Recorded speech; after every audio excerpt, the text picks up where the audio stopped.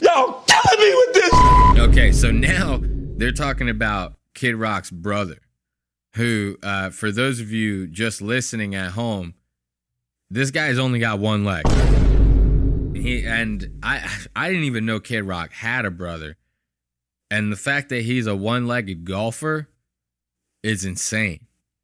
Like, if you're just listening, this guy is bouncing around on that one leg. He's like pitching the tee. He's setting up the shot. He throws down his crutches. You know what I mean? You know when you hear those crutches hit the floor, like click, click. You know what I mean? He throws them shits down. He gets real serious. Now he goes to take that backswing. I'm surprised he doesn't do a full 360 on the release. Do you know what I mean? Because that one leg is putting in a lot of overtime. So they get to talking about that one leg on Kid Rock's brother. And then he starts talking about how good Kid Rock's brother is at golf. And this is where he makes that offhanded comment about Theo's audience. Did you play? We were on the 17th hole. I said, "Do you play?" He goes, "Yes." I said, "Oh, really? You want to hit a shot?" And he said, "Okay." And he got up. Well, it was very hard for him to put it was really a tough situation because he has to get the ball in the ground and the tee and everything else. Nobody did it for him. And he did it. I mean, he goes to the ground and he did it, gets up. He swung, and I'm a good golfer. He had a perfect shot out to the right with a little hook. Nobody knows what that means in your audience probably, but that's like a perfect shot. Right there. Do you listen to that? That's kind of a backhanded comment. You know what I mean? He's like, yeah, he had a perfect shot. Isn't it interesting? He can't shut it off. If you're just listening, Donald Trump, he's talking, he's like doing the thing with his hands where he opens and closes them when he's like getting excited. Kind of reminds me of like a little kid getting excited for something. Like, could you imagine if you saw this little kid, you gave him like a big piece of cake and he's like, wow, that was a big piece of cake. You know what I mean? He opens his hands and closes them like that to show how big the piece of cake was. You know, that's kind of like Donald Trump, and he's doing this whole thing. Yeah, Kid Rock's brother, he's a great golfer. He's a great golfer. He hit the one shot. It was perfect. It's all the way to the right with a little hook. Now, your audience is obviously too dumb and way too poor to understand that reference. But I'm going to tell you, it was a wonderful shot. It was a magnificent shot. You know? I kind of found that interesting. That, like, it without saying it, it's kind of like, okay, that's how he views these guys. Like, because what? Why wouldn't they understand that? Is golf, like, beneath the average person? Do you think that, like, people don't golf in their everyday lives? Like, what? It's very, very telling about the way you see the average person when you say stupid shit like that. Let's listen to that one more time. Very, very off-putting comment.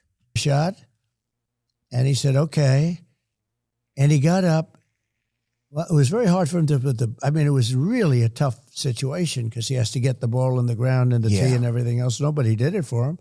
Trump's like, he's a handicapped fucking retard, and, you know, I didn't think he had it in him. I didn't think he had it in him, you know, but he hit the magnificent shot. And he did it. I mean, he goes to the ground and he did it, gets up. He swung, and I'm a good golfer. He had a perfect shot out to the right with a little hook. Nobody knows what that means in your audience probably, but that's like a perfect shot. Out to the right with a little hook. Your audience is too poor and too stupid to realize this, but I'm going to tell you now, it was a great shot. And like I said, he can't like shut that off. He can't like shut the Trumpness off. It's kind of crazy. It's so crazy that that's like baked into who he is. Like, I always thought that was just like the way he talked when he was like doing like public speaking type stuff to try to get the audience engaged. But you could tell he's just like always trumping. Like, he's always trumping up the room no matter what the situation is. And they get to talking about like addiction stuff. You know, anyone who's watched this past weekend long enough, you know, Theo, he struggles on and off with addiction. It seems like every other week this guy's like quitting. You know what I mean? bro, you got to stay strong. You know, I used to drink a lot. I only had to quit once. You know, it was enough. Life got not shitty enough to where I only had to quit once. Okay? Seems like every 3 months, Theo Vaughn is like, I'm back in recovery again.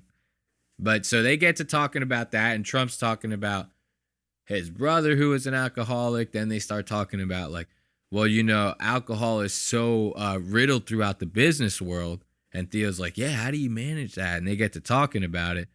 And he just says this one thing. He was an unbelievable alcoholic. And I thought this was personally funny to see Trump explain alcoholism this way.